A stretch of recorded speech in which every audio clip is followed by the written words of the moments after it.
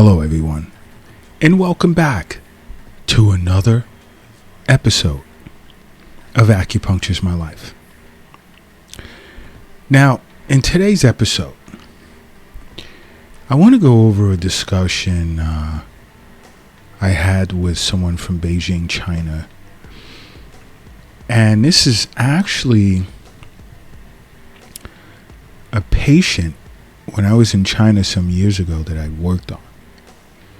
And she listens to Acupuncture's My Life podcasts.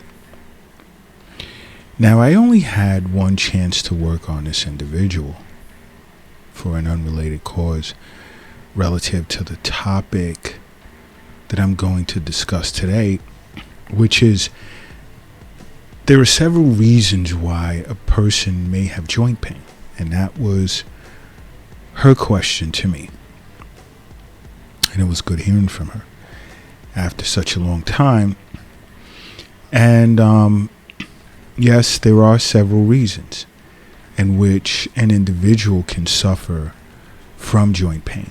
Now, in general, many feel that, joint pain, it's all related. If one person had pain in their elbow and another one had it, it's the same reason, same cause. So they'll buy the same over-the-counter medication or cream, hoping that it has the same effect on them as it did on the person that recommended it. It's not always the case, and this is why I'm always stressing the importance of acupuncture. You see, along with seeing your physician on an annual basis, you should be making regular wellness visits with an acupuncturist. Because to do so, for one, you're going to understand that everyone's constitution is unique. No one is the same as the other. So you may suffer from one disorder that has the same term or label as the disorder someone else is suffering from, but they can have two different causes. And an acupuncturist will make you aware of that. Now, when it comes to joint pain, right? Basically, joint pain usually occurs where there's like two or more bones connected. It's a place on the body, and we have a lot of joints in our bodies, from knuckles, which connects to bones in your fingers, all the way to your hips, which connects to your femurs, and more. I could go on for days, because joints can also be found in your spine, your feet, your jaw. And your joints can include cartilage, which keep the connecting bones from grinding against one another. And a network of ligaments and tendons keeps everything held together so you can move around freely, which is something many of us take for granted. Now, I understand joint pain is a common thing that just about everyone can expect to experience at least one time over the course of their lifetime. And I'm really being conservative. We're going to feel pain a lot, but don't want to scare anyone. All right? And some will need more attention than others. And there are some in which we encounter that improves on its own.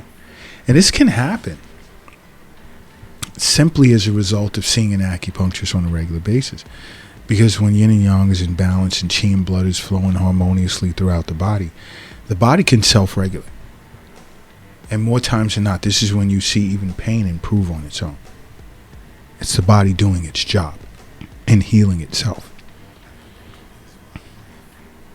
But there's a large variety of causes of joint pain, and I won't cover them all in this one podcast. I'm not going to do a series. I need to take a break from that. I'm catching too much flack from individuals globally. Oh, I requested this and that, and I understand. But one can be arthritis. And the most common cause of joint pain tends to come from osteoarthritis, which is seen as basically a degenerative wear and tear that occurs on your joints as you age. And you see, osteoarthritis is when the cartilage that protects your joints begins to break down. And you're going to find this to be more common in individuals who are a bit older.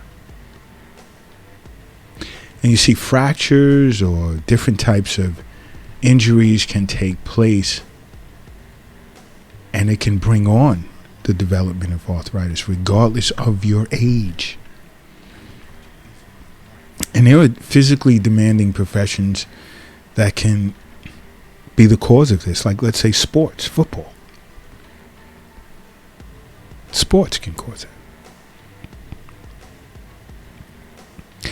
And then there are other types of arthritis that have absolutely nothing to do with wear and tear on the body or the joints or aging, such as, let's say, autoimmune arthritis. Now, that can affect individuals of any age, including children. And this is called rheumatoid arthritis. See, rheumatoid arthritis usually occurs when the body's immune system begins to attack healthy tissue membranes in your joints. So it's important that you know this. So when you're suffering from joint pain, it's not something your friend had the other day and your grandfather had the other day, and so forth and so on. It's not the case.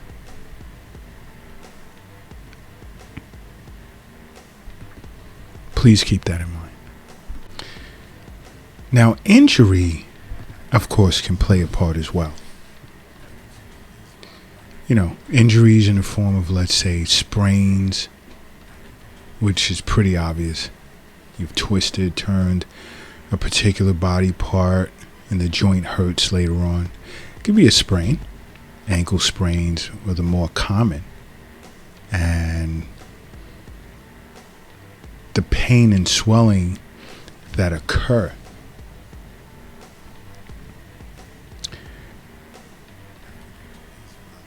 are usually as a result of overstretching the ligaments. Let's use the ankle, for instance. And a lot of sprains can be mild, some can be very serious. But injuries can be a major cause, or usually are major cause of joint pain. Another, to the surprise of many, can be gout. Now, gout is basically a condition where, there's a buildup of uric acid in the joints.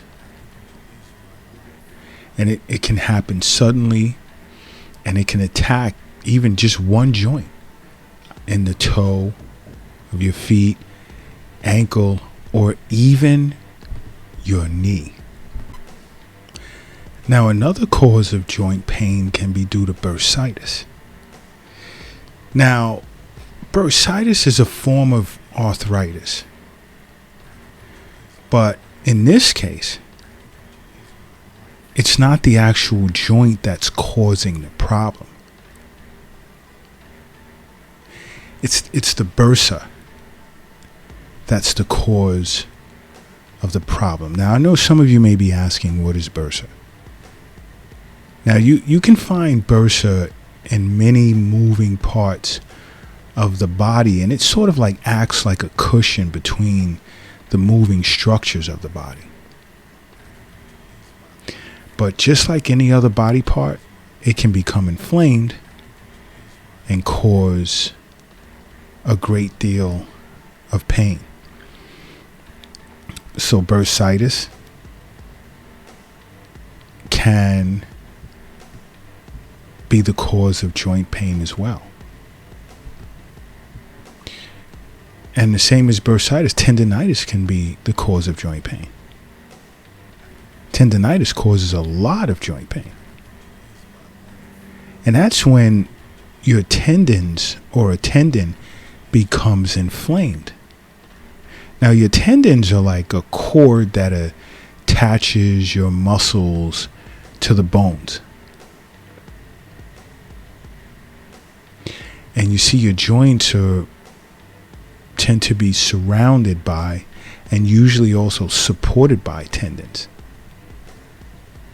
And when your tendons become inflamed, tendinitis can manifest joint pain as well.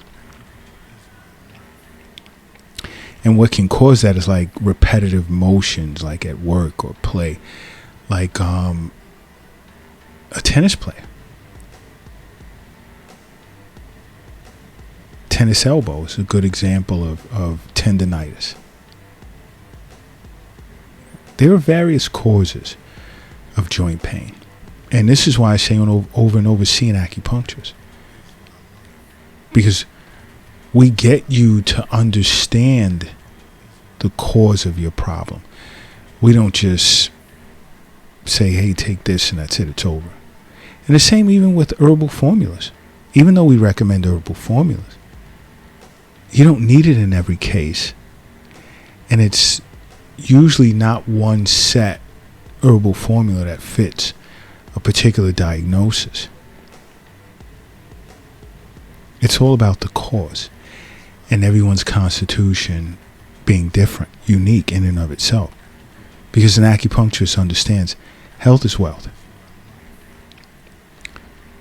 The wealth is not in your wallet, it's not in your pocket, nor is it in your purse. It's not under the mattress, it's not under the doghouse in the backyard, it's not in the shoebox. The health is also not in an app on your phone. It's not in a safe. It's not in a cryptocurrency account. And it's not in the bank. The wealth is in you. But you want to know something that'll shock many individuals? Well, no. I take that back. Most of you are aware of it. But influenza, the flu, can cause joint pain. You ever had the flu and then you know you had the flu because the severity of the joint pain, along with symptoms of the exterior pathogenic factor? Symptoms of the flu can most times cause joint pain or include joint pain, as well as muscle pain.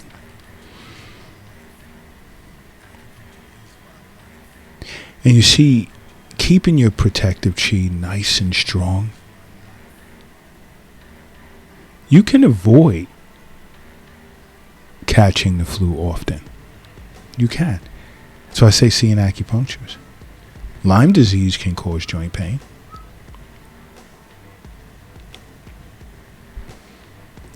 There are many individuals that are aware of that, just as well as rheumatic fever.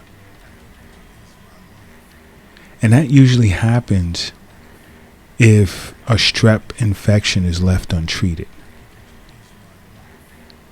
And even then it's still kind of rare, like only 5% of untreated strep infections tend to turn into rheumatic fever,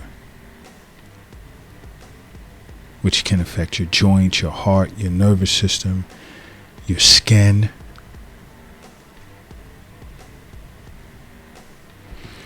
But I'm sure most of you are not overly concerned about this if you're already seeing an acupuncturist on a regular basis. For regular wellness visits, it can be once a week, it can be once every 2 weeks, once a month, once at the start of every season. Everyone's different. Sit with an acupuncturist to determine what's best for you. There's so many individuals walking around with pre-existing conditions, they may need to see an acupuncturist once every other week. It may be best for them in some cases. I can't tell you what's best for you. Seeing an acupuncturist, that acupuncturist can. I do this a lot for patients that come into the Acupunctures in My Life clinic here in New York City.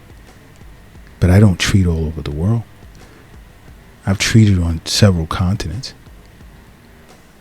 And Acupunctures in My Life has a global network that traverses multiple continents This is why it's best to download the app, because if you need to see one and you can't find one, many individuals globally contact us and we refer them to one. Simply put, make acupuncture part of your life, okay? Because acupuncture is my life. What's yours?